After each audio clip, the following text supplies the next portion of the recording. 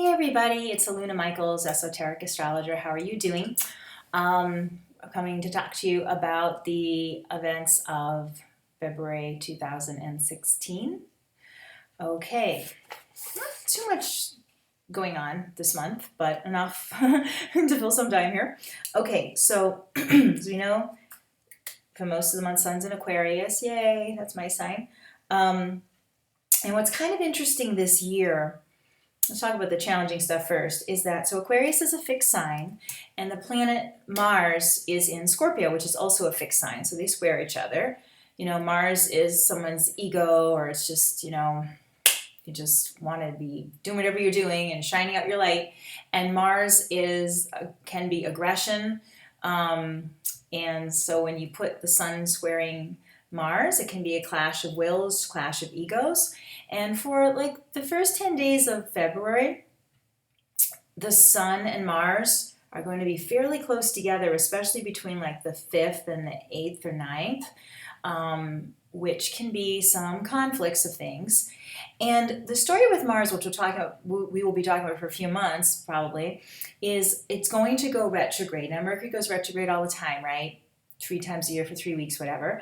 Mars doesn't go retrograde as frequently, and people tend to have a harder time with it because Mars likes to go forward, and it's like that's what it's all about, going there, getting there fastest, and the best way to do it, and all that. So Mars does not like to stop and go backwards and stop and go forwards again. It's like, this makes no sense. I'm getting really angry, because Mars is about being angry and frustrated. So when Mars is going retrograde, it's a really interesting time because people often feel frustrated or thwarted or whatever.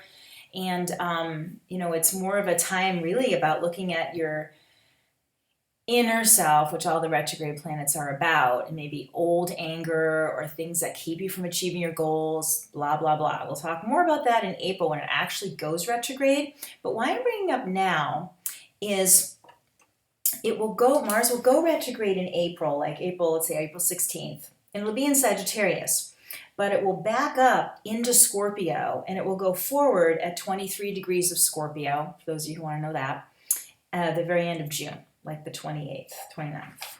So we go, okay, when is Mars at 23 degrees of Scorpio before it ever goes retrograde? And that is like February 18, 19. And that's why it's kind of interesting that the Sun-Mars square, even though it's a little ahead of, that process, it starts to stir up that Mars theme, that part of February there, to the first half, and then we get into where it's going to retrograde over, and it just seems to be a theme. So things that go on in February could be things that then recur later for review when the Mars actually goes retrograde in April, or when it starts really slowing down in March. You can start to feel that because Mars likes to go, go, go, and it's like, why am I taking 2 weeks to go 1 degree? I usually go, 2 days 1 degree. It starts to get a little frustrating. So we want to observe what will be going on in, maybe keep a journal of things that you want to achieve or accomplish, and things that take a lot of courage to accomplish because it's Mars in Scorpio, and it will be retrograding back, like I said, from Sag to Scorpio. Money goals, relationship intimacy, sexuality, all those things we talked about a lot when Saturn was in Scorpio, now with the Mars retrograding back into Scorpio. And old anger, old resentments, which things you didn't forgive, which Scorpio can represent. But that is so transformative to be able to unlock energy that's like been locked away in a room or a box or something. So the Mars retrograde eventually wants to help you release that. So some clues to what that's about could come up the first, like I said, especially between the 5th and 9th or so of February.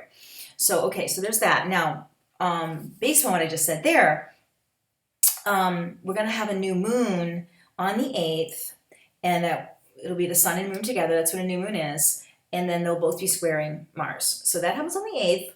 So that's also a little, time to take some notes about who I am, what am I doing, who are the people in my life, what are they all about, what feels, or I need more help about cooperating with others, or because the moon is your needs, so that new moon can really bring that up. But it can also be, even if it is a square to Mars, what I want to be accomplishing, what my goals are, and what could seem impossible, because the square from Mars could even be your belief that a belief it won't happen, a limiting idea, how you kind of poop on your own thing before you let it happen. So that can be an interesting observation too, about what you feel passionate about, what you feel excited about, and how you go, yeah. That can even be the Mars stopping it and challenging you.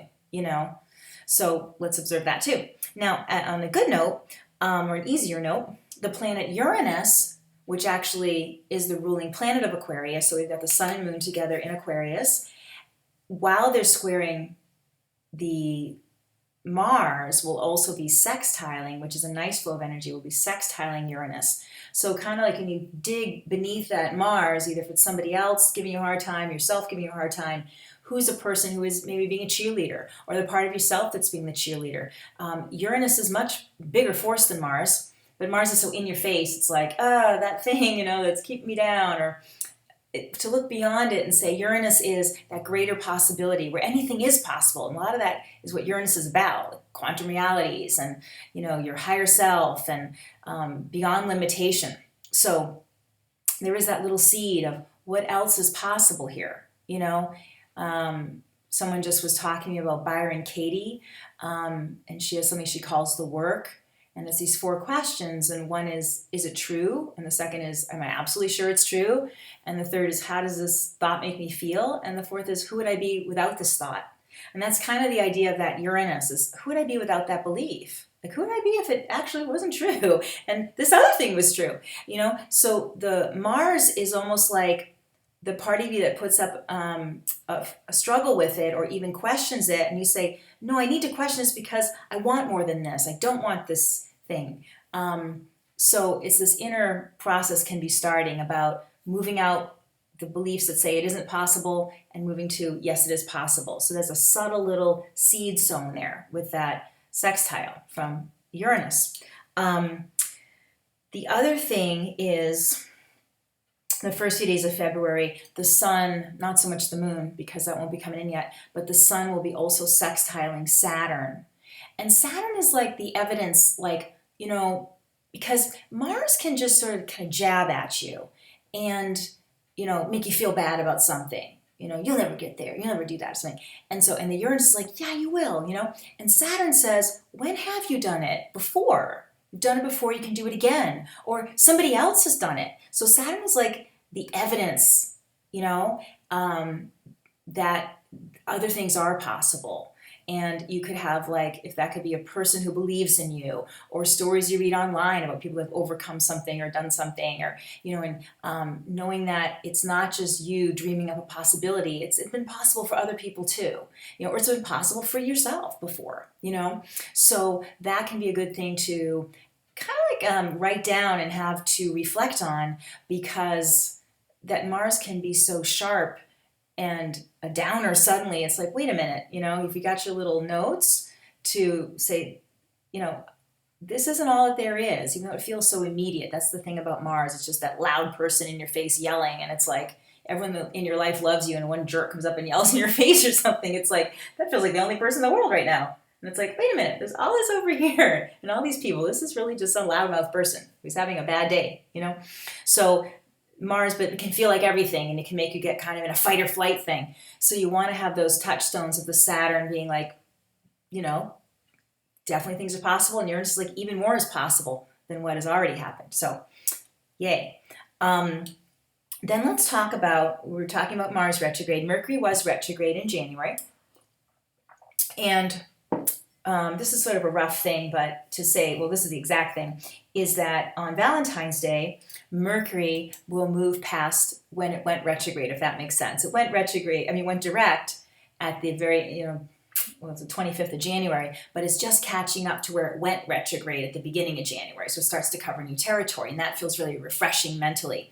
And as Mercury does that, it's doing it close to the planet Venus. So from Valentine's weekend, the 13th, 14th, through through most of the rest of February, Venus and Mars, Mercury and Venus are traveling close together, which is being able to, one of the ways we could see that is, loving your mind, thinking kind thoughts to yourself, because Venus is loving and Mercury is your thinking. It's drawing new friendships in or cultivating friendships with people who are positive and wonderful, because Mercury's your friends. It's interesting because we have that kind of juxtaposition with the Sun Mars, and I can even say too, like a lot of times before Valentine's Day, oh my gosh, I do so many readings for people with like their expectations of relationships not filled on Valentine's or whatever. It's like there can be a lot of gobbledygook going on right before Valentine's Day, and then when it actually comes, Valentine's Day is like, we do love each other, or we have worked something out, or from the crash of the Sun and Mars, we're working out a compromise and knowing there is a way to have all the needs met, and to feel that we do love each other, even if this one thing we do disagree about. So what? Is it enough to make us fully unhappy and not be together? It's a great time to meet new people too. So if you're single, it could be a really, that kind of romantic type Valentine's Day. So it's nice as we're getting that dose of what we'll need to work on during the Mars retrograde, and then a lot of seeing the support, and maybe keeping a journal of that too, of positive thoughts you think about yourself, of good things people say to you, of wonderful loving people in your life. So when we get into the Mars retrograde, you can have a perspective on, you're not so bad, or whatever you'll deal with the Mars retrograde. And again, it's not this huge deal, but it's something that kind of gets under your skin. So it'll be a topic for you, whatever it is, and you will move through it and be even more awesome when it's done. So, but just seeing that the planets are kind of setting you up to have all the pieces you need to solve that problem of whatever it is will come up for you. Now, at the end of the month, and again, kind of a month stuff starts off sort of bumpy and then getting smoother. The sun will go into Pisces, of course, the end of February, and it will pass by the planet Neptune, which is its own planet. So there's a sweetness with Sun conjunct Neptune, and that happens on the 28th. The Sun and Neptune connect like that. And again, it's very loving and kind and gentle time period. So it's kind of a nice month once you get past the bumpy Mars stuff. And Aquarius, when the sun's in Aquarius doing that with Mars, it's so intellectual and so like, why aren't I doing this or that, or making this, great change in my life? And kind of like, and I am an Aquarius, so I say this with experience that, Aquarius can kind of be like a robot, like forget it, they're humans, and there's a lot of other factors instead of just get it done and just overcome it or just get over it. There's a heart in there and a tenderness, and you're not just a little machine going through life. And so the sun to go into Pisces with the Neptune conjunction there is like that sense of compassion towards yourself, that you're moving forward, and you are making progress, and even if things aren't perfect, you're okay, and there'll be another time to try achieving that whatever, even if you didn't do it right, the first time or the millionth time or whatever it was. So that's that thing that the month's sort of softening as we go along. And even the Venus getting close to Mercury, like I said, around Valentine's Day, is that sense of compassion as well. So it just kind of calm down as we get into the later part of the month. So yay, that's February 2016. If you want to have a private session with me, please contact me at my website is alunamichaels.com. You can call or text me. 248-583-1663 is my cell. And you can email me, whatever, through YouTube. And I also have my ebook, I always forgot to mention it, about the spiritual gifts of the 12 astrological signs with spiritual steps for each of the signs. And my website also has some really good videos about the esoteric nature of each of the 12 signs. So, and with that, you could look up your sun sign and your moon and rising too, if you even know those. So thanks for listening, and I'll see you next month, and bye-bye for now.